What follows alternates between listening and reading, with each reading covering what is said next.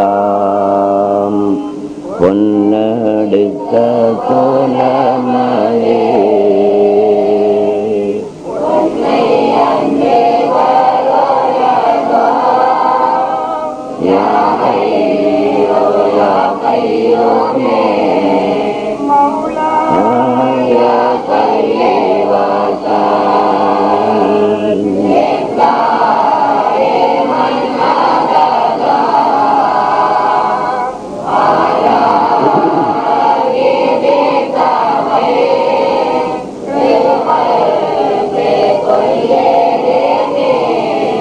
பஞ்சால ஆனதெல்லாம் பஞ்செடுத்த கோலமதி பஞ்சை அன்றி வருளதோ யா ஹய்யு யா கய்யூமே மௌலா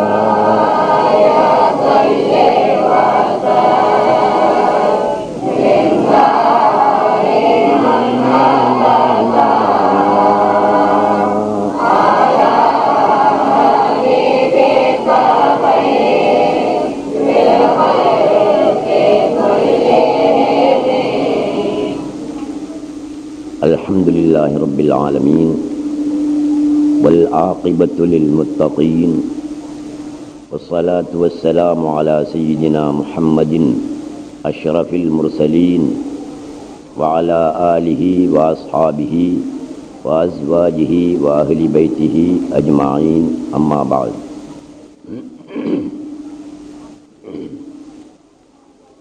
அன்புக்குரிய சகோதரர்களே, அல்லாஹுவின் நல்லடியார்களே, ஞான வழி தோழர்களே, சகோதரிகளே, சிறார்களே, இன்று எங்களின் ஆத்மீக தந்தை அஸ்ஸையிது ஷேக் அப்துல் ரஷீத் கோயா தங்கள் மௌலானா வாப்பா அவர்களின் இரண்டாவது வருட நினைவு தினத்தின் 2ஆம் நாள் இங்கு நாம் கூடியிருக்கின்றோம். நேற்றிரவு உங்கள் மத்தியில் இப்ராஹிம் நதிவி அவர்கள் மௌலானா வாப்பா அவர்களின் அகமியங்கள் பற்றியும் அவர்கள் நிகழ்த்திய கராமாத்துக்கள் பற்றியும் விரிவாக விளக்கமாக எடுத்துச் சொன்னார்கள். இன்று அதே தொடரில் நான் பேச முற்பட்டால் அவர்களுடைய கராமாத்துக்களை மட்டும்தான் சொல்லிக் கொண்டிருக்க முடியும். ஏனெனில் அவர்களுடைய கராமாத்துக்கள் மிக விரிவானவை, வியப்பத்தரக்கூடியவை. ஆகவே அந்த தொடரில் உங்கள் மத்தியில் நான் உரை நிகழ்த்தாமல் ஞானத்தோடு சம்பந்தப்பட்ட அகமிய விளக்கங்களை கூறினால் பொருத்தமாக இருக்கும் என்று நான் நினைக்கிறேன். மௌலானா வாப்பா அவர்களை நாங்கள் சொல்லும்போது அஸ்ஸையிது ஷேக் அப்துல் ரஷீத் கோயா தங்கள் மௌலானா வாப்பா என்று சொல்லுகிறோம். இதில் அவர்களுக்கு பல பட்டங்களை நாங்கள் சேர்த்து சொல்லுகிறோம். ஒன்று அஸ்ஸையித், 2 அஷேக். அப்துல் ரஷீத் என்பது அவர்களுடைய இயற்பெயர். கோயா தங்கள் 3. மௌலானா வாப்பா 4. இவ்வாறு 4 பட்டங்களை சேர்த்துத்தான் அவர்களுடைய பெயரை நாங்கள் உச்சரித்து கொண்டு சொல்லிக்கொண்டு இருக்கின்றோம். இதில் ஒவ்வொன்றுக்கும் விளக்கம் உண்டு. ஒவ்வொரு பட்டத்துக்கும் விளக்கம் இருக்கிறது. அவற்றை விளக்கமாக சொல்லப் போனால் நேரம் நீண்டுவிடும். ஆகவே இந்த பட்டங்களில் சர்ச்சைக்குரிய பட்டங்கள், பிரச்சினைக்குரிய பட்டங்கள் சில இருக்கின்றன. அவற்றை முதலில் நான் கூறி நேரம் இருந்தால் பின்னால் நான் உரை நிகழ்த்துவேன். முதலாவதாக அஸ்ஸையிது. செய்யிது என்ற சொல்லுக்கு தலைவர் என்ற பொருள் வரும், முன்னிலையானவர் என்ற பொருள் வரும். சாதாத் என்றால் தலைவர்கள், முன்னிலையானவர்கள் என்ற பொருள் வரும். சாதாத்துமார்கள் என்று நாங்கள் சொல்கிறோமே, இது அந்த செய்யிது என்ற சொல்லினுடைய பன்மை சொல்லாக பாவிக்கப்பட்டு வருகிறது. ஒரு இன்சானுக்கு, ஒரு மனிதனுக்கு அவர் எவ்வளவு உயரிய பதவிகளை பெற்றிருந்தாலும் ஒரு மனிதனுக்கு செய்யிது என்று சொல்லலாமா என்பதிலே சர்ச்சைகள் நிலவிக் கொண்டிருக்கின்றன. உங்களுக்கு தெரிந்திருக்கும், இஸ்லாமிய வரலாற்றிலே இப்னு தைமியா என்று ஒருவர் இருந்தார். அதேபோல் இப்னு அப்துல் வஹாப், முஹம்மது இப்னு அப்துல் வஹாப் என்றும் ஒருவர் இருந்தார். இவர்கள் இருவரும் பெரிய அறிஞர்கள்தான். ஆயினும் அல்லாஹ் சுப்ஹானஹு வ தஆலாவுடைய வால்லுன் அல்லது முகில்லுன் என்ற சிபத்துக்கு மல்ஹராக இவர்களை அல்லாஹ் சுப்ஹானஹு வ தஆலா வைத்திருந்தான். நேர்வழி என்பதும் வழிகேடு என்பதும் அல்லாஹ்வுக்குரியவைதான். அவனுடைய நேர்வழி வெளியாகுவதற்கு உலகத்தில் சில பாத்திரங்களை அல்லாஹ் சுப்ஹானஹு வ தஆலா வைத்திருக்கிறான். அதேபோல் வலாலத்து என்று சொல்லப்படுகின்ற வழிகேடு வெளியாவதற்கும் உலகத்தில் சில பாத்திரங்களை அல்லாஹ் சுப்ஹானஹு வ தஆலா வைத்திருக்கிறான். நபிமார்கள், அவுலியாக்கள், சுஹதாக்கள், சாலிஹீன்கள், சாலிஹாத்துகள் எனப்படுகின்றவர்கள் அல்லாஹ்வின் ஹிதாயத் என்ற நேர்வழி வெளியாவதற்கான பாத்திரங்களாக இருந்தார்கள். ஷைத்தான்கள், ஃபிரௌன், இப்லீஸ், ஹாமான், உத்பா, ஷைபா, அபூஜஹல் போன்றவர்களும் இப்போது நான் சொல்லப்பட்ட இப்னு தைமியா என்பவரும் முஹம்மது இப்னு அப்துல் வஹாப் என்பவரும் அல்லாஹுவின் வலாலத் என்ற வழிகேடு வெளியாவதற்கு பாத்திரங்களாக இருந்தார்கள். இந்த இப்னு தைமியாவும் முஹம்மது இப்னு அப்துல் வஹாப் என்பவரும் ஒரு இன்சானுக்கு செய்யிது என்று சொல்லக்கூடாது என்று வாதிடுகிறார்கள், சொல்லியிருக்கிறார்கள். அது நபியாக இருந்தாலும் சரி, ஒலியாக இருந்தாலும் சரி, எவ்வளவு அந்தஸ்தை பெற்றவராக இருந்தாலும் சரி, ஒரு இன்சானுக்கு செய்யிது என்று சொல்லக்கூடாது என்று வாதிடுகிறார்கள். இது வழிகேடு.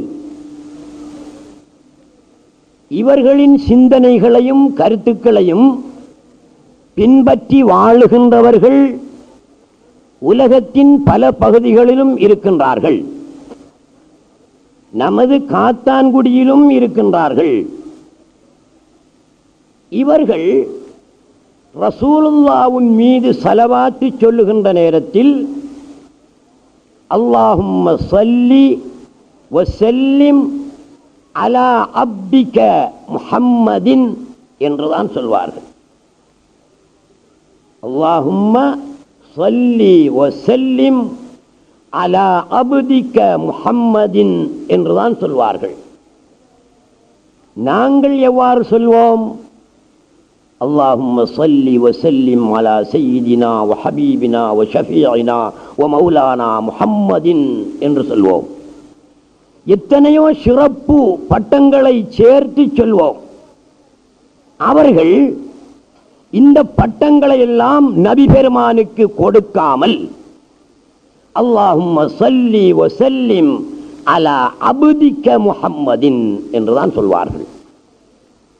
ஏனெனில் செய்யிது என்ற ஒரு சொல்லை அல்லாஹுக்கு மாத்திரமே உபயோகிக்க வேண்டும். எந்த ஒரு இன்சானுக்கும் அதை உபயோகிக்க கூடாது என்பது இப்னு தைமியாவுடையவும் முஹம்மது பின் அப்துல் வஹாபுடையவும் சிந்தனைகளும் கருத்துக்களுமாகும். இது வலாலத், வழிகேடு. நபிமார்களாயிருந்தாலும் சரி, ஒலிமார்களாயிருந்தாலும் சரி, சாலிஹீன்கள் சாலிஹாத்துகளாக இருந்தாலும் சரி, பொதுவாக நல்லடியார்களுக்கு நாங்கள் யாரை பெரிய மனிதன் என்று நினைத்து கௌரவிக்கின்றோமோ அத்தகையவர்களுக்கெல்லாம் செய்யிது என்ற சொல்லை பாவிக்கலாம். இதுதான் இஸ்லாம். குர்ஆன் தரக்கூடிய கருத்து இதுதான். ரசூலுல்லாஹ்வுடைய ஹதீது தரக்கூடிய கருத்து இதுதான். ஆகவே இந்த கருத்து வழியிலே நாங்கள் சென்றுதான் மௌலானா வாப்பா அவர்களை சொல்லும் போதும் நல்லடியார்களை சொல்லும் போதும் செய்யிதுனா செய்யிதுனா செய்யிதி செய்யிதி என்று நாங்கள் சொல்லுகிறோம். இதற்கு திருக்குர்ஆனிலும் ஹதீஸ்களிலும் ஆதாரம் இருக்கின்றன. திருக்குர்ஆனில் உள்ள ஒரு ஆதாரத்தை நான் தருகிறேன், முதலில் தருகிறேன். சூரத் யூசுப் என்று ஒரு அத்தியாயம் திருக்குர்ஆனிலே இருக்கிறது. அந்த அத்தியாயத்தில் அல்லாஹ் சுப்ஹானஹு வ தஆலா ஜலீஹா அவர்களின் கணவனுக்கு செய்யிது என்ற பதத்தை சொல்லை பிரயோகித்திருக்கிறான் திருக்குர்ஆனிலே. வஸ்தபகல் பாப வ அல்ஃபயா சய்யிதஹா லதல் பாப் வ அல்ஃபயா சய்யிதஹா லதல் பாப். ஜலீஹா நாயகியின் கணவன் அசீஸ் மன்னரை பற்றி அல்லாஹ் சுப்ஹானஹு வ தஆலா குர்ஆனிலே குறிப்பிடும் பொழுது சய்யிதஹா, அந்த ஜலீஹாவின் செய்யிது என்று குறிப்பிடுகிறான். அல்லாஹ் சுப்ஹானஹு வ தஆலா செய்யிது என்ற சொல்லை யாருக்கு பயன்படுத்தி இருக்கிறான்? ஒரு மன்னருக்கு, ஜலீஹாவின் கணவருக்கு அல்லாஹ் சுப்ஹானஹு வ தஆலா அதை பயன்படுத்தி இருக்கிறான். அவர் கண்ணியத்துக்குரியவராக இருந்தார், ஒரு மன்னராக இருந்தார், மக்களால் மதிக்கப்படுகின்ற ஒருவராக இருந்தார். மக்களும் அவரை செய்யிது என்றார்கள். அவருடைய மனைவி ஜலீஹா உட்பட அவரை செய்யிது என்றுதான் அழைப்பார்கள். இதனால் அல்லாஹ் சுப்ஹானஹு வ தஆலா அவருக்கு செய்யிது என்ற சொல்லை பாவித்திருக்கிறான். சர்வ சாதாரணமான ஒரு நபர், அசீஸ் ராஜா, அவருக்கு செய்யிது என்று சொல்லலாம் என்றால், அல்லாஹ் சொல்லி இருக்கிறானாம் என்றால், நபிகட்கரசரான நபிகள் நாயகம் ஸல்லல்லாஹு அலைஹி வஸல்லம் அவர்களுக்கு ஏன் செய்யிது என்று சொல்லக்கூடாது? மௌலானா வாப்பா போன்ற பெரும் மேதைகளுக்கு ஏன் செய்தி என்று சொல்லக்கூடாது? ஆகவே பெரிய மனிதர்களுக்கு செய்தி என்ற சொல்லை நாங்கள் பாவிக்கலாம். அவர் ரசூலுல்லாஹி ஸல்லல்லாஹு அலைஹி வஸல்லம் அவர்களின் வம்சத்தில் வந்திருந்தாலும் சரியே, அவர்களின் வம்சத்தில் பரம்பரையில் வராதவராக இருந்தாலும் சரியே, பொதுவாக ஆன்மீக ஞானம் பெற்ற ஒருவருக்கு தாராளமாக செய்தி என்ற பதத்தை நாங்கள் பாவிப்பதற்கு இஸ்லாத்திலே இடம் உண்டு. ஆனால் இதை வழிகேடர்கள் இப்னு தைமிய்யாவின் சிந்தனையையும் இப்னு அப்துல் வஹாபின் சிந்தனையையும் ஏற்றுக்கொண்டவர்கள், பின்பற்றி வாழ்கின்றவர்கள் மறுப்பார்கள். அந்த வழியிலே நீங்கள் சென்று விடக்கூடாது. இது செய்தி என்ற சொல்லை ஒரு மனிதனுக்கு உபயோகிக்க முடியும் என்பதற்கு திருக்குர்ஆனில் உள்ள ஒரு ஆதாரம், ஹதீஸ்களில் ஒரு ஆதாரம் தருகிறேன். இந்த ஹதீஸ் புகாரியிலே வருகிறது. அன் அபி பக்ரத قال رأيت رسول الله صلى الله عليه وسلم على المنبر والحسن بن علي إلى جنبه وهو يقبل على الناس مرة وعليه أخرى ويقول إن ابني هذا سيد. தெளிவான ஹதீஸ். அல்லாஹ் அல்லாத ஒரு மனிதனுக்கு செய்தி என்பதை உபயோகிக்க முடியும் என்பதற்கு தெளிவான ஹதீஸ். அபூ பக்ரா என்ற சஹாபி சொல்கிறார்கள், நான் ஒரு சந்தர்ப்பத்தில் நபியுல்லாஹி ஸல்லல்லாஹு அலைஹி வஸல்லம் அவர்கள் பள்ளிவாயல் மிம்பரிலே இருக்க கண்டேன். வல் ஹஸன் இப்னு அலி இலா ஜம்பி, அதே மிம்பரில் நபி அவர்களின் அருமை பேரர் ஹசன் ரலியல்லாஹு தஆலா அன்ஹு அவர்களும் இருக்கிறார்கள்.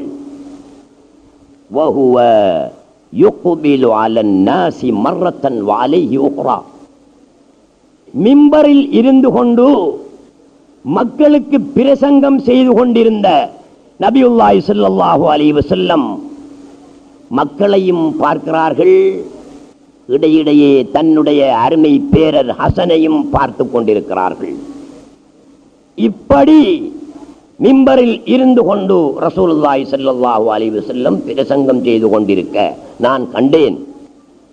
வயகூல், பிரசங்கம் செய்து கொண்டிருந்த நபியுல்லாஹி ஸல்லல்லாஹு அலைஹி வஸல்லம் இடையிடையே இன்னப்னி ஹாதா சய்யிதுன், என்னுடைய இந்த மகன் செய்யிது என்று சொல்லிக் கொண்டிருப்பார்கள்.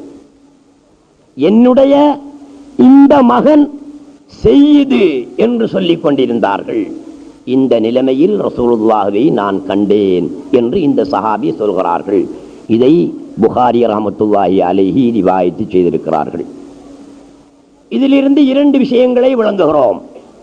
நபியுல்லாஹி ஸல்லல்லாஹு அலைஹி வஸல்லம் அவர்கள் தங்களின் திருப்பேரர் ஹசனுக்கு செய்யிது என்று பட்டம் கொடுத்திருக்கிறார்கள், செய்யிது என்று சொல்லி இருக்கிறார்கள், செய்யிது என்று அவரை அழைத்திருக்கிறார்கள் என்ற உண்மை விளங்குகிறது. அல்லாஹ் அல்லாத ஒரு இன்சானை செய்யிது என்று சொல்ல முடியும் என்பதற்கு இதில் ஆதாரம் உண்டு. அடுத்ததாக இன்னும் ஒரு ஆதாரம் இருக்கிறது. ஒருவர் தன்னுடைய பேர பிள்ளையை மகன் என்றும் சொல்லலாம். ஒருவர் தன்னுடைய பேர பிள்ளையை பேரன் என்று சொல்லாமல் இப்னுன் மகன் என்றும் அவரை அழைக்க முடியும் என்பதற்கும் இந்த ஹதீஸிலே ஆதாரம் இருக்கிறது. இன்னும் ஒரு ஹதீஸை நான் தருகிறேன். ஏன் இதை வலியுறுத்தி பேசுகிறேன் என்றால், இன்னும் அந்த வலாலத்து வழிகேடு நம்ம ஊரை பொறுத்தவரையிலே பரவலாக பரவவில்லை. தொற்று நோய் ஒரு சிலருடன் இருந்து கொண்டிருக்கிறது, மறைந்திருக்கிறது.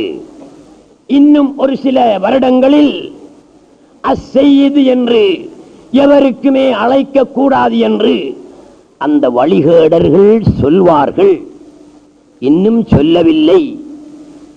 ஆகவே நீங்கள் முன்கூட்டி இதை தெரிந்து எச்சரிக்கையாக ஜாக்கிரதையாக இருந்து கொள்ள வேண்டும். அந்த வழிகேடர்களின் வலையிலே விழுந்துவிடக் கூடாது என்பதற்காக இதை முன்கூட்டி நான் தருகிறேன். அதனால் தான் இதை வலியுறுத்தி சொல்லுகிறேன். அன் ஹுதைபத கால், ஹுதைபா என்ற சஹாபி சொல்கிறார்கள், குல்து லி உம்மி தஈனி ஆத்தின் நபிய ஸல்லல்லாஹு அலைஹி வஸல்லம் ஃபஉஸல்லில் மஅஹுல் மக்ரிப வஅஸ்அலுஹு அன் யஸ்தக்ஃபிர லீ வலக். ஹுதைபா ரலியல்லாஹு தஆலா அன்ஹு அவர்கள் ஒரு சஹாபி, நபி அவர்களுக்கு மிக நெருங்கியவர், நபித்தோழர். ஒரு நாள் அந்த சஹாபி தன்னுடைய தாயிடத்திலே சொல்கிறார்கள், தாயே, நான் பள்ளிவாயலுக்கு சென்று நபி அவர்களுடன் மக்ரிபையும் தொழுதுவிட்டு உனக்காகவும் எனக்காகவும் பாவ மன்னிப்பு கோருமாறு கேட்கப் போகிறேன், நான் போகவா என்று ஹுதைபா ரலியல்லாஹு தஆலா அன்ஹு அவர்கள் தங்களின் தாயாரிடத்திலே கேட்டார்கள். இதற்காக, தாயே, உனக்காகவும் எனக்காகவும் பாவ மன்னிப்பு கோருவதற்காக நான் ரசூலுல்லாஹ்விடத்திலே போகிறேன், அனுமதி தாருங்கள் என்று கேட்டார்கள். அனுமதி வழங்கினார்கள் தாயார் அவர்கள். அத்தைத்து நபிய ஸல்லல்லாஹு அலைஹி வஸல்லம், நான் நபியுல்லாஹி ஸல்லல்லாஹு அலைஹி வஸல்லம் அவர்களிடத்திலே வந்தேன்.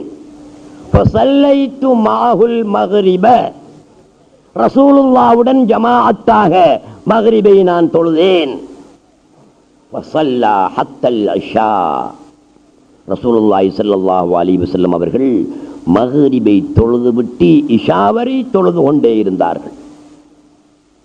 மக்ரிபு 3 ரக்காத்து தான், அதையும் தொழுதுவிட்டு மக்ரிபுடைய பிந்தின சுன்னத்து 2 ரக்காத், அதையும் தொழுதுவிட்டு அதற்கு மேல் நபியுல்லாஹி ஸல்லல்லாஹு அலைஹி வஸல்லம் இஷா வரைக்கும் தொழுவார்கள். இவர் பார்த்து கொண்டிருக்கிறார். அது என்ன தொழுகை? இஷா வரைக்கும் தொழுவதாயிருந்தால் சாதாரணமாக அந்த காலத்திலும் தான் இந்த காலத்திலும் தான் மக்ரிபுக்கும் இஷாவுக்கும் இடைப்பட்ட நேரம் ஏறத்தாழ ஒரு 3/4 மணி நேரம் இருக்கலாம், அல்லது 1 மணி நேரம் என்று வைத்துக் கொள்வோம்.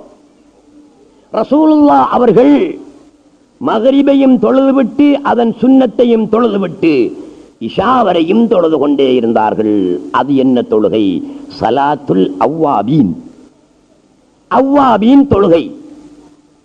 அவ்வாபீன் தொழுகை மக்ரிபுக்கும் இஷாவுக்கும் இடையிலே தொழப்பட வேண்டிய தொழுகை. எத்தனை ரக்காத்துக்கள்? 20 ரக்காத்துக்கள்.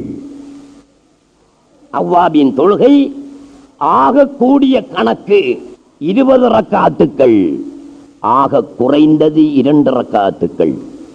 நபியுல்லாஹி ஸல்லல்லாஹு அலைஹி வஸல்லம் இஷா வரையும் தொழுது கொண்டிருந்தார்கள் என்றால் சலாத்துல் அவ்வாபீன், பாவ மன்னிப்பு கோருபவர்களின் தொழுகை, பாவ மன்னிப்பு கேட்பவர்களின் தொழுகை 20 ரக்காத்துக்களும் தொழுதார்கள். நாங்கள் குறைந்தபட்சம் சலாத்துல் அவ்வாபீன் 2 ரக்காத்துக்களாவது தொழுது கொள்ள வேண்டும். அதிலே விசேஷம் இருக்கிறது. அல்லாஹ் சுப்ஹானஹு வ தஆலா பாவங்களை மன்னிக்கின்ற ஒரு நிலை அந்த தொழுகையிலே இருக்கிறது. கட்டாயம் தொழுது கொள்ளுங்கள். இந்த சஹாபி ரசூலுல்லாஹி ஸல்லல்லாஹு அலைஹி வஸல்லம் தொழுது முடியும் வரையும் இருந்தார்கள். இஷா வரை தொழுது கொண்டே இருந்தார்கள் நாயகம் ஸல்லல்லாஹு அலைஹி வஸல்லம். சும்மன் ஃபதல, பிறகு நபியுல்லாஹி ஸல்லல்லாஹு அலைஹி வஸல்லம் பள்ளியை விட்டும் வெளியே வந்து போனார்கள். ஃபதபிஅத்துஹு, சஹாபி சொல்கிறார், நபி அவர்களை தொடர்ந்து நானும் போய்க் கொண்டிருந்தேன். ஃபஸமிஅ ஸௌதி, நான் பின்னால் சென்ற காலடி சத்தம் ரசூலுல்லாஹி ஸல்லல்லாஹு அலைஹி வஸல்லம் அவர்களுக்கு கேட்டுவிட்டது.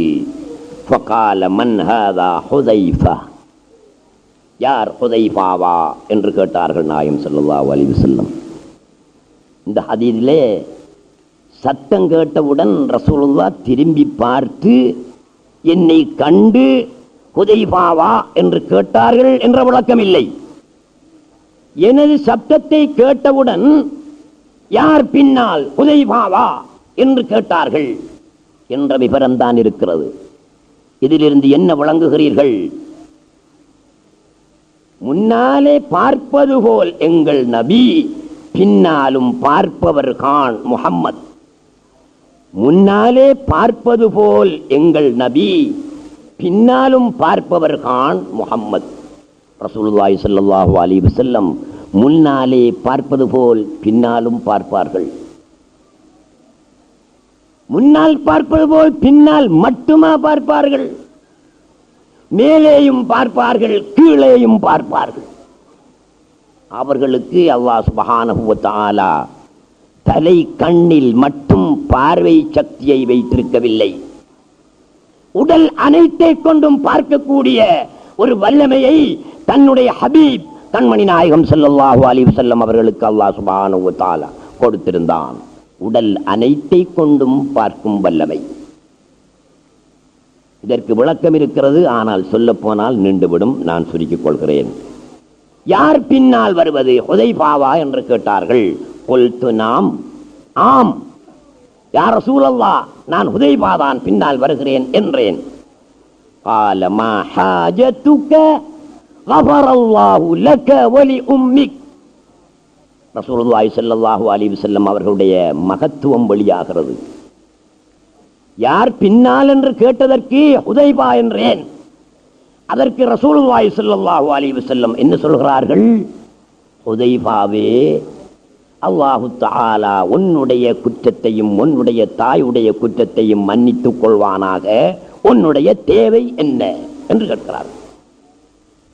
ஹுதைஃபாவா என்று கேட்டு உன்னுடைய தேவை என்ன என்று கேட்கவில்லை. இவர் என்ன தேவைக்காக அங்கு சென்றாரோ அதே தேவையை ரசூலுல்லாஹி ஸல்லல்லாஹு அலைஹி வஸல்லம் சுட்டிக்காட்டி சொல்லுகிறார்கள். மா ஹாஜதுக கஃபரல்லாஹு லக வலி உம்மிக. உனக்கும் உன்னுடைய தாய்க்கும் அல்லாஹ் குற்றத்தை மன்னிப்பானாக. உன்னுடைய தேவை என்ன என்று கேட்கிறார்கள். இவருடைய தேவை அதுதான். பாவ மன்னிப்பு கேட்க வேண்டும் என்பதற்காகத்தான் தாயிடத்திலே விடை பெற்று சென்றார். தனக்காகவும் தாய்க்காகவும் கேட்பதற்காகத்தான் சென்றார். அதை ரசூலுல்லாஹி ஸல்லல்லாஹு அலைஹி வஸல்லம் சுட்டி காட்டுகிறார்கள். உன்னுடைய குற்றத்தையும் உன் தாயின் குற்றத்தையும் அல்லாஹ் மன்னிப்பானாக. இவர் சொல்லவில்லை. ரசூலுல்லாஹி ஸல்லல்லாஹு அலைஹி வஸல்லம் அவர்கள் மறைவான விஷயங்களை அறிந்தவர்கள். மறைவான காயிபான மறைவான செய்திகளை ரசூலுல்லாஹி ஸல்லல்லாஹு அலைஹி வஸல்லம் அறிந்தவர்கள். இதற்கு திருக்குர்ஆனில் நிறைய ஆதாரங்கள் இருக்கின்றன, ஹதீஸ்களிலும் நிறைய ஆதாரங்கள் இருக்கின்றன. அவற்றை விவரமாக சொல்ல முடியாமைக்கு நான் வருந்துகிறேன். ஹுதைஃபா ரலியல்லாஹு தஆலா அன்ஹு அதற்கு பதில் சொல்லவில்லை, சொல்ல தேவையில்லை. ரசூலுல்லாஹ்வே இவருடைய தேவையை சொல்லிவிட்டார்களே, இவர் சொல்ல தேவையில்லை, இவர் சொல்லவும் இல்லை. ரசூலுல்லாஹி ஸல்லல்லாஹு அலைஹி வஸல்லம் சொன்னார்கள், இன்ன ஹாதா மலக்குன். தங்களுடைய திருக்கரத்தை தெருவிலே நின்றுதான் இந்த சம்பவம் நடக்கிறது. மதீனா வீதியில் தான் இந்த சம்பவம் நடக்கிறது, பள்ளிக்கு வெளியே. ரசூலுல்லாஹி ஸல்லல்லாஹு அலைஹி வஸல்லம் தங்களுடைய திருக்கரத்தால் சுட்டி காட்டுகிறார்கள், இன்ன ஹாதா மலக்குன். ஹுதைஃபாவே, இதோ பார், இவர் ஒரு மலக். அங்கே மலக்கு நின்று இருக்கின்றார். ரசூலுல்லாஹ் அந்த மலக்கை சுட்டி காட்டி ஹுதைஃபாவுக்கு சொல்லும் போது ஹுதைஃபா அவர்கள் அந்த மலக்கை காணுகிறார்கள். மனிதன் மலக்கை காண முடியும்.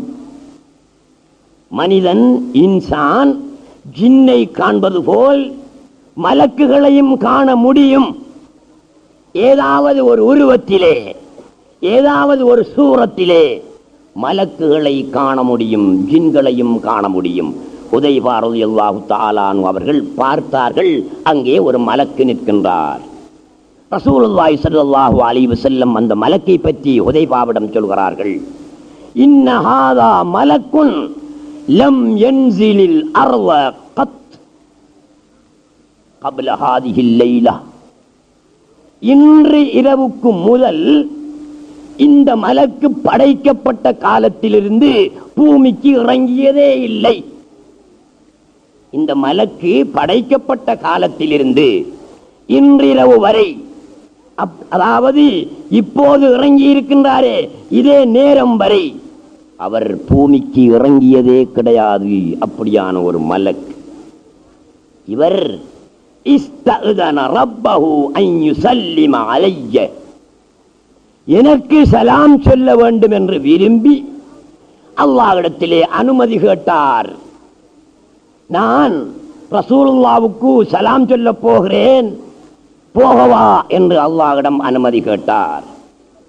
வயுபஷ்ஷிரனி பிஅன்ன ஃபாத்திமத சய்யிதத்து நிசாஇ அஹ்லில் ஜன்னah, எனக்கு சலாம் சொல்வதற்கும் ஃபாத்திமா நாயகி சுவர்க்கத்தில் இருக்கின்ற பெண்கள் அனைவருக்கும் சய்யிதா தலைவி என்ற சுப செய்தியை எனக்கு சொல்வதற்கும் இவர் இந்த மலக் அல்லாஹ்விடம் அனுமதி கேட்டார். அல்லாஹ் தஆலா அனுமதி கொடுத்தான். அன்னல் ஹஸன வல் ஹுஸைன சய்யிதா ஷபாபி அஹ்லில் ஜன்னah, அதேபோல் எனது பேரர்களான ஹசனும் ஹுசைனும் இருவரும் சுவர்க்கத்தில் இருக்கின்ற இளைஞர்களுக்கெல்லாம் செய்திகளாக தலைவர்களாக இருப்பார்கள் என்ற சுப செய்தியையும் எனக்கு சொல்வதற்கு அனுமதி கேட்டுத்தான் இவர் வந்திருக்கிறார். இவர் இப்படி சொல்கிறார், அதாவது எனது மகள் ஃபாத்திமா செய்யிதா. செய்யிதா என்றால் செய்யித் என்ற சொல்லின் பெண்பால் தான் செய்யிதா. ஒரு ஆணுக்கு செய்யித் என்று சொல்ல முடியும் என்று இருந்தால் சாதாரண அல்லாஹ் அல்லாத ஒரு பெண்ணுக்கு செய்யிதா என்றும் சொல்ல முடியும் என்பதற்கு இந்த ஹதீஸிலே ஆதாரம் இருக்கிறது. அதே நேரத்தில் சுவர்க்கத்தில் இருக்கின்ற இளைஞர்களுக்கெல்லாம் இவ்விருவரும் தலைவர்களாக இருப்பார்கள், செய்யிதுகளாக இருப்பார்கள் என்ற செய்தியையும் நபியுல்லாஹி ஸல்லல்லாஹு அலைஹி வஸல்லம் அவர்களுக்கு அந்த மலக்கு சொன்னார். இதிலிருந்து என்ன விளங்குகிறீர்கள் சகோதரர்களே? அல்லாஹ்வுக்கு மட்டும்தான் செய்யிது என்று சொல்ல வேண்டும் என்ற கருத்தில்லை. உயர் பதவியில் உள்ளவர்கள், ஒரு அந்தஸ்தில் உள்ளவர்கள், சாலிஹீன்கள், அவுலியாக்கள், அன்பியாக்கள் அனைவருக்குமே செய்யிது என்ற சொல்லை பாவிப்பதற்கு இடம் இருக்கிறது. இது புகாரியிலே வருகிறது, இந்த திருமதியிலே வருகிறது இந்த ஹதீஸ். சரி, இன்னும் ஒன்றை சொல்லுகிறேன். அஸ்ஸய்யிது ஷேக் அப்துல் ரஷீத் கோயா தங்கள் மௌலானா வாப்பா. மௌலானா இதுவும் சர்ச்சைக்குரிய ஒரு விஷயம். நமக்கில்லை, சுன்னத் வல் ஜமாஅத் மக்களுக்கு இல்லை. இப்னு தைமியாவுடைய சிந்தனையையும் இப்னு அப்துல் வஹ்ஹாபுடைய சிந்தனையையும் பின்பற்றி வாழ்கின்றவர்கள் மத்தியிலே சர்ச்சைக்குரிய விஷயம். என்ன சொல்கிறார்கள்? மௌலானா. மௌலானான்ற அர்த்தம் என்ன? எங்களுடைய தலைவர். மௌலா என்றால் தலைவர். நான் என்றால் எங்களுடைய என்ற கருத்து வரும். மௌலானா எங்களின் தலைவர். மௌலாஹு அவனின் தலைவர். மௌலாக்க உனது தலைவர். மௌலாய என்னுடைய தலைவர். இப்படி அந்த சொல் மாறி மாறி வரும். பொதுவாக மௌலா என்றால் தலைவன், மௌலானா என்றால் எங்களுடைய தலைவன். இப்னு அப்துல் வஹாபும் இப்னு தைமியாவும் என்ன சொல்கிறார்கள் தெரியுமா? அல்லாஹ்வுக்கு மாத்திரம்தான் மௌலானா என்று சொல்ல முடியுமாம். மற்ற எந்த ஒரு இன்சானுக்கும் மௌலானா என்று சொன்னால் ஷிர்க் வந்துவிடும் என்று சொல்கிறார்கள், இணை வைத்தலாகிவிடும் என்று சொல்கிறார்கள். அல்லாஹ்வுக்கு பாவிக்க வேண்டிய ஒரு சொல்லை சிருஷ்டிக்கு பாவித்தால் ஷிர்க் வந்துவிடும். ஆகையினால் மௌலானா என்பதை சிருஷ்டிகளுக்கு பாவிக்க கூடாது என்று அவர்கள் வாதிடுகிறார்கள். நான் இப்போது தரக்கூடிய ஒரு ஆதாரத்தை கவனித்து பாருங்கள். இதுவும் புகாரியிலே வருகிறது. கிதாபுல் மகாசி என்ற பாடத்திலே வருகிறது. நபியுல்லாஹி ஸல்லல்லாஹு அலைஹி வஸல்லம் அவர்கள் ஒரு சந்தர்ப்பத்திலே அலி ரலியல்லாஹு தஆலா அன்ஹு அவர்களை பார்த்து, அன்த மின்னி வ அன மின்க قال النبي صلى الله عليه وسلم لعلي رضي الله عنه أنت مني وأنا منك. அலியே, நீ என்னில் நின்றும் உள்ளவன், நான் உன்னில் நின்றும் உள்ளவன் என்று சொன்னார்கள். وقال لجعفر, ஜஅஃபர் என்ற ஒரு சஹாபி அங்கே இருந்தார்கள். அவரை பார்த்து ரசூலுல்லாஹி ஸல்லல்லாஹு அலைஹி வஸல்லம் சொன்னார்கள், அஷ்பஹத ஹல்கி வ குலுகி, அஷ்பஹத ஹல்கி வ குலுகி. ஜஅஃபரே, நீ என்னுடைய உடல் அமைப்புக்கும் என்னுடைய குண அமைப்புக்கும் ஒத்தவனாக இருக்கிறாய், என்னை போன்றிருக்கிறாய், உடல் அமைப்பிலும் குணத்திலும் என்னை போன்றிருக்கிறாய் என்று சொன்னார்கள். வகால லிஸைதின், ஸைத் என்ற ஒரு சஹாபி அங்கே இருந்தார். அவரை பார்த்து நபியுல்லாஹி ஸல்லல்லாஹு அலைஹி வஸல்லம் சொன்னார்கள், வகால லிஸைதின் அந்த அஹூனா வ மௌலானா. ஸைத் என்பவரை பார்த்து நாயகம் ஸல்லல்லாஹு அலைஹி வஸல்லம், அந்த அஹூனா, நீ எங்களுடைய சகோதரனும், மௌலானா, எங்களுடைய மௌலானாவும் என்று சொன்னார்கள் நாயகம் ஸல்லல்லாஹு அலைஹி வஸல்லம். யாருக்கு சொல்லி இருக்கிறார்கள்? ஒரு சஹாபிக்கு ரசூலுல்லாஹ் ஸல்லல்லாஹு அலைஹி வஸல்லம் மௌலானா என்று சொல்கிறார்கள். அந்த சஹாபி ரசூலுல்லாஹ்வை பார்த்து மௌலானா என்றா பரவாயில்ல, எங்களுடைய தலைவரே என்று சொன்னா பரவாயில்ல. ரசூலுல்லாஹ் சஹாபிக்கு மௌலானா ரசூலுல்லாஹ் சொல்லி இருக்கும் போது, ஒரு மனிதனை பார்த்து மௌலானா என்று சொல்லி இருக்கும் போது நாங்கள் ஏன் சொல்லக்கூடாது? எப்படி சிறுக்காகும்? ஆகவே மௌலானா என்ற சொல்லையும் மனிதர்களுக்கு பயன்படுத்த முடியும் என்ற விளக்கம் இந்த ஹதீஸிலிருந்து எங்களுக்கு தெரிய வருகின்றது. ஆகவே நாங்கள் மௌலானா வாப்பா என்று தாராளமாக சொல்லிக் கொள்ளலாம், ஷிர்க் வந்து விடாது. அல்லது நாங்கள் ஒருவரை தலைவராக கொள்ளும் போது அவரை மௌலானா என்று சொல்லலாம், அதிலே ஷிர்க் வந்து விடாது என்பதை நீங்கள் புரிந்து கொள்ள வேண்டும்.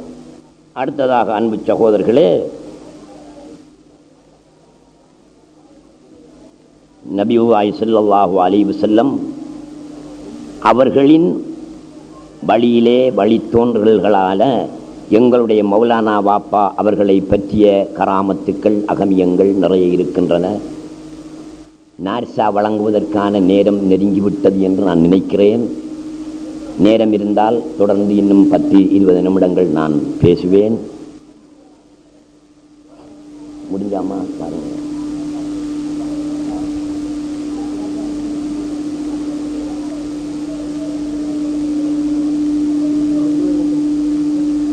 அல்லாஹ் சுப்ஹானஹு வ தஆலா திருக்குர்ஆனிலே சொல்லி இருக்கிறான், குல் இன் குன்தும் துஹிப்பூனல்லாஹ ஃபத்தபிஊனி யுஹ்பிபுக்குமுல்லாஹ்.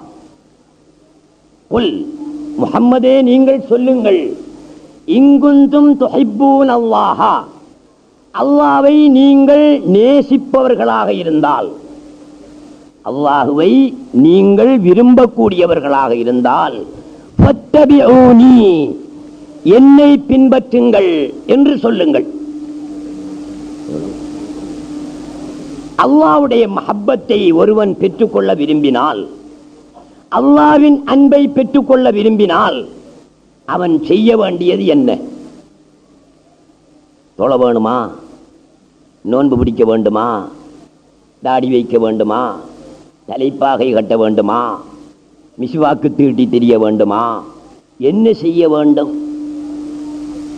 ஒருவன் அல்லாஹ்வின் மஹப்பத்தை, அவனின் அன்பை பெறுவதாயின் அவன் என்ன செய்ய வேண்டும்? ஒருவன் தன்னுடைய மனைவியின் அன்பை பெறுவதாயின் என்ன செய்ய வேண்டும்? அவளுக்கு இசைந்தது போல் அவன் நடக்க வேண்டும். அவள் சொல்வது போல் அவன் நடக்க வேண்டும். அவளுக்கு தேவையானவைகளை எல்லாம் அவளுடைய காலடியிலே குவிக்க வேண்டும். அப்படியானால் அவளுடைய மஹப்பத்தை அவன் பெற்றுக்கொள்வான். அல்லாஹ்வுடைய மஹப்பத்தை நாங்கள் பெற வேண்டும். அவனுடைய மஹப்பத் இருந்தா போதும், அவனுடைய அன்பு இருந்தா போதும். நரகத்துக்கென்று தீர்மானிக்கப்பட்டு நரகத்தின் நுழைவாயலிலே நாங்கள் நின்று கொண்டிருப்போம். எங்களுடைய நிலை எப்படி இருக்கும்? நரகத்துக்கு இவர் போக வேண்டும் என்று தீர்ப்பளிக்கப்பட்ட நேரத்தில் வரிசையாக நரகத்துக்கு போயிட்டிருப்பார்கள். அதில் நாங்களும் ஒருவராக நிற்கின்ற நேரத்தில் எங்களுடைய நிலை எப்படி இருக்கும்? மரண தண்டனை விதிக்கப்பட்டவனுக்குள்ள நிலைதான் எங்களுக்கு இருக்கும். அவனுடைய நிலையை விட மோசமான நிலைதான் இருக்கும். மரண தண்டனை விதிக்கப்பட்டவன் என்றாலும் ஒரு தரம்தான் அவனுக்கு மௌத், அதோட விஷயம் முடிஞ்சு. நரகத்திலே மௌத் இல்லை. நரகத்துக்கு சென்றவன் மரணிப்பதில்லை. அவன் நரகத்திலே நீடூழி வேதனையை அனுபவித்துக் கொண்டுதான் இருப்பான். ஆகவே நரகத்தின் நுழைவாயலிலே நின்று கொண்டிருப்பவன் மரண தண்டனை விதிக்கப்பட்டவனை விட மிக கவலை உடையவனாக இருப்பான். அந்த நேரத்தில் அல்லாஹ் சுப்ஹானஹு வ தஆலாவுடைய மஹப்பத்து, அவனுடைய அன்பு அணு அளவேனும் இருந்து விட்டால், யா அப்தி வா, வரிசையில் நிக்க தேவையில்லை, நீ நமது மஹப்பத்துக்குரியவன், அன்புக்குரியவன், வா என்று அல்லாஹ் சுப்ஹானஹு வ தஆலா இவனை அந்த வரிசையிலே இருந்து எடுத்து சுவர்க்கத்துக்கு அனுப்பிவிடுவான். அதற்கு என்ன வேண்டும்? அவனுடைய அன்புதான் வேண்டும். அவனுடைய மஹப்பத்து எங்களுக்கு இருக்க வேண்டும். அந்த மஹப்பத்தை பெறுவதாயிருந்தால் நாங்கள் என்ன செய்ய வேண்டும்? அதை ரசூலுல்லாஹி ஸல்லல்லாஹு அலைஹி வஸல்லம் அவர்களுக்கு அல்லாஹ் தஆலா சொல்லிக் கொடுத்தான். என்னுடைய மஹப்பத்தை இந்த அடியார்கள் பெற்றுக்கொள்ள வேண்டும் என்றால் அவர்கள் என்ன செய்ய வேண்டும் என்று நீங்கள் சொல்லுங்கள் நாயகமே என்று நபியுல்லாஹி ஸல்லல்லாஹு அலைஹி வஸல்லம் என்ன சொன்னார்கள்? இன் குந்தும் துஹிப்பூனல்லாஹ ஃபத்தபிஊனி, என்னை பின்பற்றுங்கள், யுஹ்பிப்குமுல்லாஹ், அல்லாஹ் உங்களை மஹப்பத் வைப்பான்.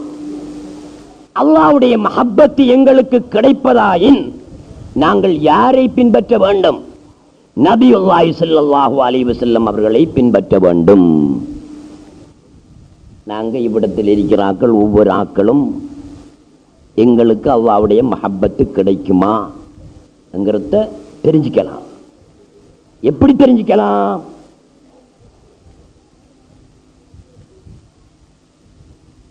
எப்படி தெரிஞ்சுக்கலாம்? நாங்கள் ரசூலுல்லாஹி ஸல்லல்லாஹு அலைஹி வஸல்லம் அவர்களை பின்பற்றி இருக்கின்றோமா என்று எங்களை நாங்களே பார்த்து கொண்டால் அல்லாஹ் எங்களை நேசிப்பானா நேசிக்க மாட்டானா என்பதை புரிந்து கொள்ளலாம். ரசூலுல்லாஹி ஸல்லல்லாஹு அலைஹி வஸல்லம் அவர்களை பின்பற்றுவதென்றால் எப்படி? உதாரணமாக வச்சுக்குவோமே, முஸம்மில் என்று ஒருவர் இருக்கிறார், அவரை பின்பற்றுங்கள் என்று சொல்லுகிறோம். முஸம்மிலை பின்பற்றுவதென்றால் என்ன? ஃபீ அக்வாலிஹி வ அஃஆலிஹி வ அஹ்வாலிஹி, மூன்றிலும் பின்பற்ற வேண்டும். முஸம்மில் என்பவர் சாரம் உடுத்து, நெஷனல் போட்டு, தொப்பி போட்டு, தலப்பா கட்டுற ஆள் என்று வச்சுக்குவோம். நான் சொல்கிறேன், நீங்கள் முஸம்மிலை பின்பற்றுங்கள் என்றால் நீங்களும் சாரன் உடுத்து, நெஷனல் போட்டு, தொப்பி அணிந்து, தலைப்பாகை கட்டினால் அவருடைய வெளிரங்கத்திலே நீங்கள் பின்பற்றுகிறீர்கள். நீங்கள் லோங்ஸ் போட்டு டிஷர்ட்டை போட்டா முஸம்மிலை பின்பற்றினவர்களாவீர்களா? இல்லை. அவர் எப்படி உடுத்தாரோ அப்படி உடுங்கள், அவர் எப்படி பேசினாரோ அப்படி பேசுங்கள். அவருடைய கொள்கை எதுவோ அதிலும் அவரை பின்பற்றுங்கள். ஒருவன் இருக்காண்டு வச்சுக்குவோம், நல்ல சாரண உடுக்கான், நெஷனல போடுறான் கரண்டிக்கால் வரைக்கும். ஏண்டா நெஷனல் போடுறா? அப்படி ரசூலுல்லாஹி ஸல்லல்லாஹு அலைஹி வஸல்லம் போட்டிருந்தாங்க, அதனால போடுறது. ரசூலுல்லாஹ் முழங்கால் வரைக்கும் சட்டை போடலையோ, பென்னியனோட இருக்கலையோ, பென்னியன் மாதிரி லேசான கை வச்சு அரை கை போட்டுக்கிட்டு இருக்கலையோ. இவன் நினைச்சுக்கிட்டான் கரண்டிக்கால் வரைக்கும் சட்டை போடுவது ரசூலுல்லாஹ்வுடைய இத்திபா என்று நினைத்துக் கொண்டான். தலைப்பாகை கட்டினார்கள், அதனால் கட்டுகிறாயா? கட்டு. நேஷனல் போட்டார்கள், போடுகிறாயா? போடு. தாடி வைத்தார்கள், வைக்க நீ வை. வெளிரங்கத்திலே ரசூலுல்லாஹி ஸல்லல்லாஹு அலைஹி வஸல்லம் அவர்களை நீ பின்பற்றினவன் தான். அவர்களுடைய கொள்கை எதுவோ அந்த கொள்கை உன்னிடத்திலே இல்லையானால் நீ அவர்களை பின்பற்றினவனாக முடியுமா? இல்லை. முஸம்மிலுடைய கொள்கை ஒன்று, அவனை பின்பற்றுவதாக சொல்லிக் கொண்டிருப்பவனின் கொள்கை இன்னொன்று. முஸம்மிலை பின்பற்றினவனாக அவன் ஆக முடியுமா? முடியாது. ஆகவே ரசூலுல்லாஹி ஸல்லல்லாஹு அலைஹி வஸல்லம் அவர்களை நாங்கள் பின்பற்றும் போதுதான் அல்லாஹ்வுடைய மஹப்பத் எங்களுக்கு கிடைக்கிறதாம் என்றால் அவர்களை வெளிரங்கத்திலும் லாஹிரிலும் உள்ரங்கத்திலும் பாத்தினிலும் பின்பற்ற வேண்டும். லாஹிரில் பின்பற்றதை பற்றி பேச தேவையில்லை. எல்லாரும் தாடி வைப்பாக, தொப்பி போடுவாங்க, தலப்பம் கட்டுவாங்க, கரண்டவரை சட்டை போடுவாங்க, பின்பற்றுகிறார்கள். கொள்கையிலே பாத்தினிலே ரசூலுல்லாஹி ஸல்லல்லாஹு அலைஹி வஸல்லம் அவர்களை பின்பற்றுகிறார்களா? ரசூலுல்லாஹ்வை பின்பற்றுங்கள் என்று குர்ஆன் சொல்லுகிறது. வெளிரங்கத்தில் மட்டும் பின்பற்றுமாறா சொல்லுகிறது? இல்லை. ஃபில்லாஹிரி வல் பாத்தினி, வெளிரங்கத்திலும் உள்ரங்கத்திலும் அவர்களை பின்பற்றுங்கள். ஆத்மீகத்திலே அவர்களை பின்பற்றுங்கள், கொள்கையிலே அவர்களை பின்பற்றுங்கள். அப்போதுதான் நாங்கள் வெற்றி பெறலாம். இதை எதற்காக நான் சொல்கிறேன் என்றால் 1979 ஆண்டு இந்த மார்க்க பிரச்சினை, தௌஹீது பிரச்சினை, தௌஹீது புரட்சி காத்தாங்குடியிலே ஏற்பட்ட ஆரம்ப காலகட்டத்திலே நான் பல இடங்களில் பேசும்போது நான் சொல்லக்கூடிய இந்த தௌஹீத், நான் கூறக்கூடிய இந்த ஞானம் சரியானதா பிழையானதா என்று ஊர் மக்களாகிய நீங்கள் தெரிந்து கொள்ள விரும்பினால், நீங்கள் விசுவசிக்கின்ற, நீங்கள் கண்ணியப்படுத்துகின்ற சங்கைக்குரிய மௌலானா வாப்பா அவர்கள் காத்தான்குடிக்கு வருவார்கள். அவர்களிடம் கேட்டு பாருங்கள். அவர்கள் சரி என்று சொன்னால் என்னை ஏற்றுக்கொள்ளுங்கள், அவர்கள் பிழை என்று சொன்னால் என்னை தூக்கி எறியுங்கள் என்று நான் பல கூட்டங்களிலே 1979 ஆண்டு 80 ஆண்டு பேசியிருக்கிறேன். அந்த காலகட்டத்தில் மௌலானா வாப்பா அவர்கள் தங்களுடைய தீவிலே இருந்தார்கள், இலங்கையிலே இருக்கவில்லை. அவர்கள் இலங்கைக்கு வந்ததும் அந்த நேரம் நபியுல்லாஹி ஸல்லல்லாஹு அலைஹி வஸல்லம் அவர்களுடைய நிலையை, ஆரம்ப நிலையைத்தான் நாங்கள் சிந்தனை பண்ணி பார்க்க வேண்டும். ரசூலுல்லாஹி ஸல்லல்லாஹு அலைஹி வஸல்லம் அவர்கள் பிறந்தது மக்காவிலே, 40 வருடங்கள் தொடர்ந்து வாழ்ந்தது மக்காவிலே. 40 வயது வரைக்கும் அவர்களுக்கு அங்கே எதிர்ப்பு இருக்கவில்லை. ஒரு சின்ன பொடியங்கூட ரசூலுல்லாஹ்வை எதிர்க்கவில்லை, ஒரு பெண் கூட நாயகத்தை எதிர்க்கவில்லை. அத்தனை பேரும் அல் அமீன், நம்பிக்கைக்குரியவர், அஸ்ஸாதிக், உண்மையாளர் என்று சொல்லி ரசூலுல்லாஹ்வை பெருமைப்படுத்திக் கொண்டே இருந்தார்கள். எப்போது ரசூலுல்லாஹி ஸல்லல்லாஹு அலைஹி வஸல்லம் அவர்கள் லா இலாஹ இல்லல்லாஹ் என்று சொன்னார்களோ அன்றிலிருந்து அவர்களுக்கு எதிர்ப்பு ஆரம்பமானது. அந்த நிலைதான் மௌலானா வாப்பா அவர்களுடைய நிலையும். காத்தான்குடியில் எந்த ஒரு நபர் கூட மௌலானா வாப்பாவை தரம் குறைவாக கண்டவர் கிடையாது. எந்த ஒரு பெண்ணும் தரக்குறைவாக கண்டது கிடையாது. கடைசி பயணம் ஒரு சந்தர்ப்பத்திலே மௌலானா வாப்பா அவர்கள் காத்தான்குடியில் இருந்து ஊருக்கு போன நேரத்திலே திறந்த ஜீப்ல வண்டியிலே மௌலானா வாப்பாவுக்கு கதிரை போட்டு அதிலே அவர்களை அமரச் செய்து முஹிதீன் தைக்கா பள்ளி வாயலில் இருந்து மெயின் வீதி வரை ஊர்வலமாக ஊர் மக்கள் அனைவரும் சேர்ந்து குதூகலமாக ஆரவாரம் பண்ணி மெயின் ரோட்டு வரைக்கும் அழைத்துச் சென்று அவர்களை வழி அனுப்பி வைத்தார்கள். எப்போது மௌலானா வாப்பா அவர்கள் காத்தான்குடிக்கு வந்து ரவுஃப் மௌலவி சொல்வது சரி என்று சொன்னார்களோ அந்த நேரத்தில் இப்லீஸ்களின் அதிகாரம் மேலோங்கியது. ஷைத்தான்கள் வெளிவர ஆரம்பித்தார்கள். ஆதாக்கள் எதிரிகள் தோன்ற ஆரம்பித்தார்கள். அன்று முதல் மௌலானா வாப்பா அவர்களுக்கு எதிர்ப்புகள் தோன்றின. எதனால்? தௌஹீதை சரி என்று சொன்னதினால், நான் கூறிய கருத்து உண்மையானது என்று சொன்னதினால் அந்த எதிர்ப்புகள் தோன்றின. ஒரு நாள் இதோ இருக்கின்ற பத்ரியா ஜும்மா பள்ளி வீதியில் ஒரு வீட்டிலே அவர்களுக்கு காலை சாப்பாடு, மௌலானா வாப்பா அவர்களுக்கு. அந்த நேரம் அவர்களுடைய மூத்த மருமகனும் இங்கு வந்திருந்தார்கள், அவர்களுக்கும் சாப்பாடு. அந்த சாப்பாட்டுக்கு நானும் அழைக்கப்பட்டிருந்தேன். காலையில் அந்த வீட்டில் சாப்பிட்டுக் கொண்டிருக்கின்ற நேரத்தில் முஹிதீன் தைக்கா பள்ளி வாயல் பக்கத்திலே உள்ளவர்களிடமிருந்து ஒரு தகவல் வருகிறது.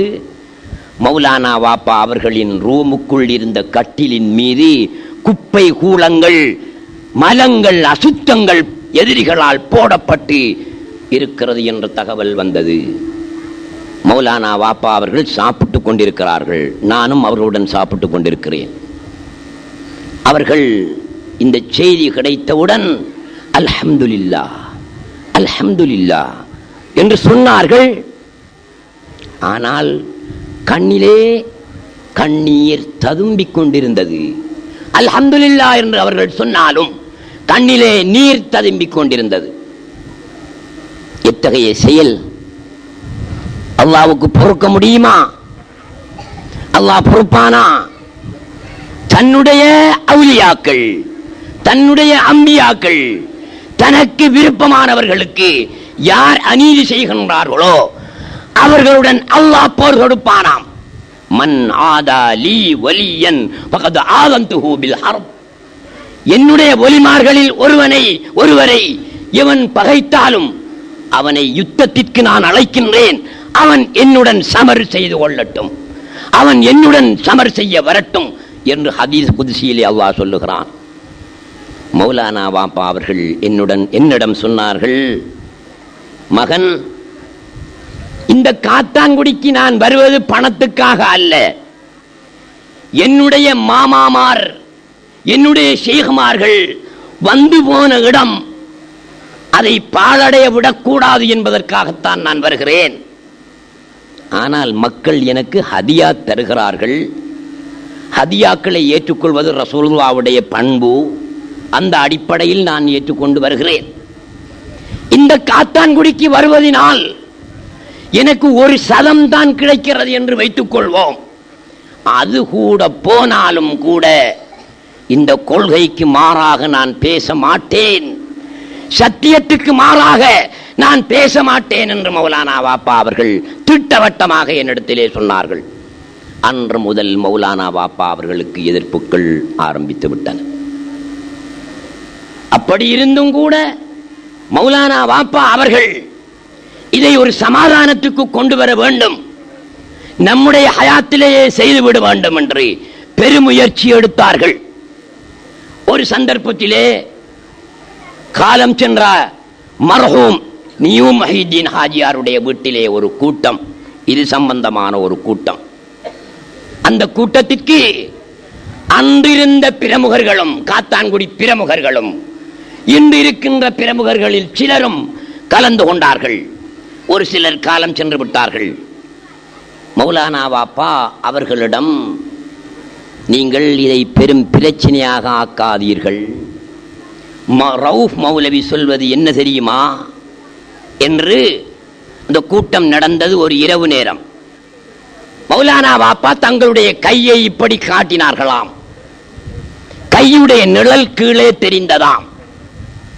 கேட்டார்களாம், நிழல் வேறு கை வேறா, இரண்டும் ஒன்றா என்று கேட்டார்களாம். கையிலே இருந்து வருகிறதே நிழல், லைட் வெளிச்சத்துக்கு வருகின்ற நிழல், அது வேறு கை வேறா அல்லது இரண்டும் ஒன்றுதானா என்று கேட்டார்களாம். கேட்ட நேரத்தில் காலம் சென்று விட்டார் ஒரு மனிதர். அவர் சொன்னாராம், இவர் தங்கள் ரவுபுக்கு சப்போர்ட் பண்ணி பேசுகிற பாணியில் ஆரம்பிக்காரு கதையை, நாம் எல்லாரும் எழும்புவோம் என்றாராம். எழும்பி விட்டார்கள். மௌலானா வாப்பா அவர்களுடைய ஹயாத்திலே இதை எப்படியாவது சில உதாரணங்களை விளங்கப்படுத்தியாவது சமாதானத்தை ஏற்படுத்துவோம் என்று முயற்சி செய்த மகான். ஆகவே அன்புள்ள சகோதரர்களே, நான் இன்று ஒரு பெரிய ஒரு தலையங்கத்தை உங்கள் மத்தியிலே பேச வேண்டும் என்று தான் எடுத்துக்கொண்டு வந்தேன். எப்படியும் ஒரு 2 மணித்தியாலம் பேச வேணும். ஏன் தெரியுமா, எனக்கு ஒரு 10 நாட்களுக்குள்ளாக ஒரு ஒலி நாடா தபாலிலே வந்தது. அந்த ஒலி நாடா இப்பவும் என்னிடத்திலே இருக்கிறது. அதற்குள் ஒரு கடிதமும் இருந்தது. அந்த கடிதத்தை எழுதிய சகோதரர் கொள்கையில் நமக்கு மாறுபட்டவராக இருந்தாலும் கௌரவமான ஒரு குடும்பத்தைச் சேர்ந்தவர் என்று நான் நினைக்கிறேன். ஒரு கண்ணியமான பரம்பரையில் உள்ளவர் என்று நான் நினைக்கிறேன். அதனால் அவர் கௌரவமாக அந்த கடிதத்தை எழுதியிருந்தார், சலாம் உரைத்து எழுதியிருந்தார். அதில் அவர் குறிப்பிட்டிருந்தார், மௌலவி அவர்களே, இந்த ஒலி நாடாவை நீங்கள் கேட்டு பாருங்கள். இதை நீங்கள் கேட்டால் உங்களுடைய கொள்கையை விட்டு உண்மையான இஸ்லாத்திற்கு நீங்கள் வந்து விடுவீர்கள். நீங்கள் இப்போது விஷயம் தெரியாமல் தடமாறுகிறீர்கள் என்று எழுதியிருந்தார். ஆனால் அந்த கடிதத்தை ஒலிநாடாவை அனுப்பியவர் தனது முகவரியை குறிப்பிடவில்லை. முகவரியை குறிப்பிட்டிருந்தால் நான் அவருக்கு ஒரு பதில் எழுதியிருப்பேன், அல்லது அவரை எப்படியாவது தொடர் போன்ற ஒரு விளக்கத்தை சொல்லியிருப்பேன். முகவரி இல்லாததினால் எனக்கு விளக்கம் சொல்ல முடியாமல் போய்விட்டது. எனவே அந்த நபருக்காகவும் அவரை போன்ற நபர்களுக்காகவும் ஞானத்தை பற்றிய, வஹ்தத்துல் வஜூத், அத்வைத கொள்கை பற்றிய ஒரு சில விளக்கங்களை தரலாம் என்றுதான் நான் நிறைய குறிப்புகள் கூட எடுத்து வந்தேன். நேரமோ நெருங்கிவிட்டது. இன்ஷா அல்லாஹு தஆலா இன்னொரு சந்தர்ப்பம் கிடைக்கும் போது அதற்கான பதிலை விரிவான முறையில் நான் உங்களுக்கு தருவேன். நான் இப்போது தொடங்கினால் ஏறத்தாழ 1.5 மணி நேரம் தேவைப்படும். ஆனால் அந்த கெசட்டிலே, அந்த ஒலிநாடாவிலே ஒரு மௌலவி பேசுகிறார், வஹ்தத்துல் வஜூத் பிழை என்று பேசுகிறார், அத்வைத ஞானம் ஷிர்க் என்று பேசுகிறார், துவித ஞானம் சரி என்று பேசுகிறார். இவர் படித்தவர்தான், துறை தெரியாமல் தோணி தள்ளுகிறார், அவ்வளவுதான். கடலிலே செல்லக்கூடியவனுக்கு துறை தெரிந்தால்தான் சரியான தோணியை சரியாக தள்ளி கரை சேர்வான். இவர் படித்தவர்தான், துறை தெரியவில்லை, காத்தான்குடி என்று கல்முனைக்கு தோணி தள்ளி கல்முனை கடற்கரையிலே போய் இறங்கிக் கொண்டு நிற்கின்றார். ஆனால் அவர் ஒன்றை ஏற்றுக்கொள்கிறார். அந்த கெசட்டிலே, என்னிடம் கெசட் இருக்கிறது, நீங்கள் தேவை என்றால் கேட்டால் நான் தருவேன். அதிலே அவர் கடைசியிலே பேசி முடிக்கிறார், அல்லாஹ்வுக்கு உருவம் உண்டு. நாங்க தான் உருவம் உண்டு என்று சொன்னதினால இவ்வளவு எதிர்ப்புகளையும் சம்பாதித்துக் கொண்டிருக்கிறோம். அந்த ஷேகு அல்லது அந்த மௌலவி கடைசியிலே சொல்லுகிறார் இருப்பவர்களிடத்திலே, லைஸ கமித்லிஹி ஷை, அவனை போல் எதுவும் இல்லை என்ற திருவசனத்தை ஆதாரமாக கொண்டு, அவனை போல் எதுவும் இல்லை என்றால் அவனுக்கு நிச்சயம் உருவம் இருந்தாக வேண்டும். ஆகவே அல்லாஹ்வுக்கு உருவம் உண்டு. ஆனால் இந்த சபையில் இருக்கின்றவர்கள் இந்த செய்தியை வெளியிலே சொல்லிவிடாதீர்கள், எதிர்ப்பு ஏற்பட்டுவிடும் என்றும் சொல்லுகிறார். அல்லாஹ்வுக்கு உருவம் உண்டு என்பதை ஏற்றுக்கொள்ளும் அவர் இருப்பவர்களிடத்திலே சொல்லுகிறார், இதை இப்போது சொல்லிவிடாதீர்கள், எதிர்ப்பு ஏற்பட்டுவிடும் என்றும் அந்த கெசட்டிலே பேசியிருக்கிறார். அவர்கள் நாங்கள் உருவம் உண்டு இல்லை இரண்டையும் பேசி வருகிறோம். ஷடம் உண்டு ஷடம் இல்லை என்று இரண்டையும் பேசி வருகிறோம். இதுதான் அத்வைதம். ஆனால் அவர்களுடைய சித்தாந்தம், அவர்களுடைய சிந்தனைகள், அல்லாஹ் ஷடத்தில் மட்டும் கட்டுப்பட்டவன், அவன் எங்கே இருக்கிறான்? அர்ஷ் என்ற இடத்திலே, அந்த கதிரையிலே நிறைந்து போய் இருக்கிறான் என்று சொல்கிறார்கள். இன்னும் காத்தாங்குடியில அந்த பிரச்சாரம் பகிரங்கமாக பரவலாக வரவில்லை. இன்னும் சில நாட்களில், சில மாதங்களில் பாருங்கள், அல்லாஹ்வுக்கு உருவம் உண்டு என்றது மட்டுமல்ல, அவனுக்கு ஷடமும் உண்டு. அவன் ஷடத்தில் கட்டுப்பட்டவன். அவன் அர்ஷ் என்ற இடத்திலே ஒரு மனிதன் கல்லையில் இருப்பது போல் இருந்து கொண்டிருக்கிறான் என்ற கருத்தும் நமது காத்தாங்குடி மக்கள் மத்தியிலே முன்வைக்கப்படும். எச்சரிக்கையாக இருந்து கொள்ளுமாறு கேட்டு, இன்ஷா அல்லாஹு தஆலா இதை தொடர்ந்து ஏல விற்பனையும் தபர்ருக் நார்சா விநியோகமும் நடைபெறும். நீங்கள் அனைவர்களும் அமைதி காத்து கண்ணியத்தோடு இருந்து கலந்து சிறப்பித்து செல்லுமாறு அன்பாக கேட்டு முடித்துக் கொள்கின்றேன். அஸ்ஸலாமு அலைக்கும் வரஹ்மத்துல்லாஹி வபரகாத்துஹு.